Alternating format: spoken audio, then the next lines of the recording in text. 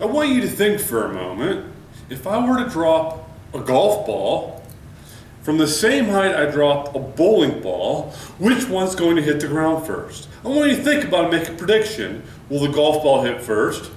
Will the bowling ball hit first? Or will they hit at the same time?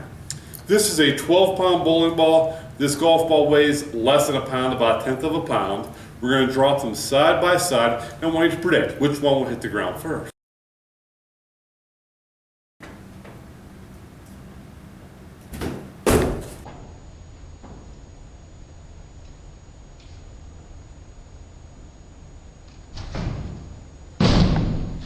At the same time. They hit the ground at the exact same time. And do you know why?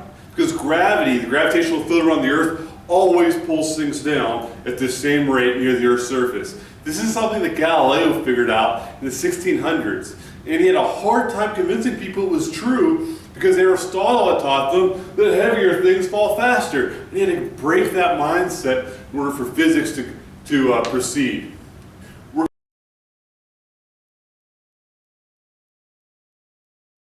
Now I know what you're thinking. If you were to drop a bowling ball on a piece of paper, the paper would definitely fall slower than the bowling ball. And you're right.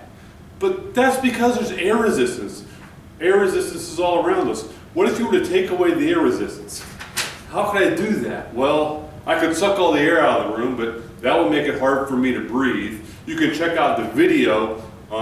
Someone did have a big room that took the air out and dropped a heavy bowling ball and a feather next to each other, and they fell side by side. But I'm going to use a different way to reduce the air resistance. I am simply going to reshape my piece of paper.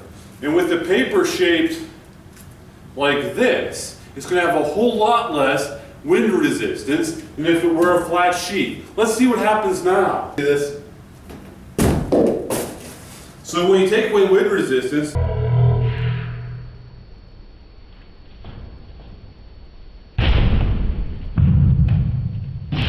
they fall side by side.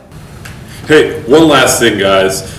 It's important to realize that while objects are falling, they are accelerating, not moving at constant velocity. This means that as it falls, it's going to go faster and faster and faster, which probably makes sense to you because you know from experience that if you jump off of something and you're only falling for a second or two, you can land and be okay. But if you jump off the top of a tall building where you're falling for a long time, you get going so fast that when you hit the bottom, it's not good.